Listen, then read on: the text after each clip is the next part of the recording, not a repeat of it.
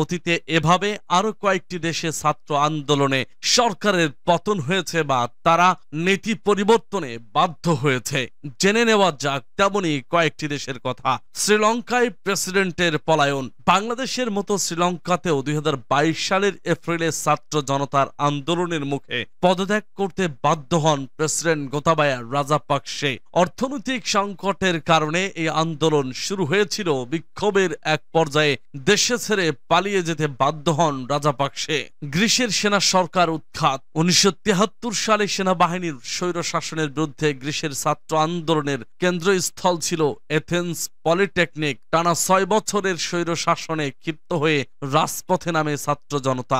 এক পর্যায়ে এথেন্স পলিটেকনিকের মূল ফটক ভেঙে ভেতরে ঢুকে যায় সেনাবাহিনীর ট্যাঙ্ক। এতে মারা যান 15 জন। অবশেষে 1974 সালে গণতন্ত্রের আঁতুড়ঘর গ্রিসে গণতন্ত্র ফিরে আসে। যুক্তরাষ্ট্রে বিক্ষোভ। ভিয়েতনাম যুদ্ধের বিরুদ্ধে যুক্তরাষ্ট্রে অনেকদিন ধরে বিক্ষোভ চলছিল।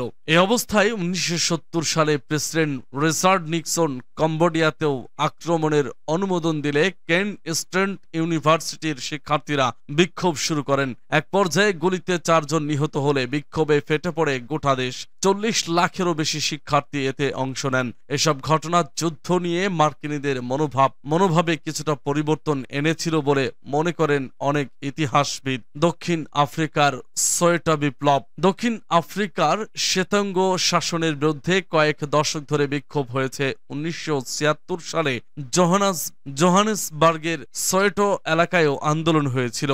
16 জুন শুরু হওয়া বিক্ষোভে কৃষাঙ্গ শিক্ষার্থীরা আফ্রিকান ভাষায় পড়াশোনা করতে বাধ্য হওয়ার বিরুদ্ধে প্রতিবাদ করেন। সরকার কঠোর হাতে সেই আন্দোলন দমনের চেষ্টা করলে কয়েকশো মানুষ প্রাণ হারান। ওই ঘটনার আরো 2 দশক পর অ্যাপার্থাইড বা বর্ণবাদের অবসান হয়। দেশটিতে আজও 16 জুন জাতীয় ছুটি হিসেবে পালন করা হয়। ভেলভেট বিপ্লব। 1989 সালের 20 নভেম্বর তৎকালীন চেকোস্লোভাকিয়ার রাজধানী প্রাগে আনুমানিক 5 লাখ মানুষ ক্ষমতাসীন কমিউনিস্ট শাসকদের শোষণের বিরুদ্ধে প্রতিবাদে জড়ো হয়েছিলেন।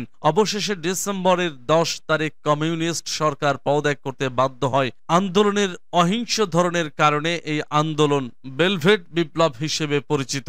সূত্র ডয়েচে ভেলে।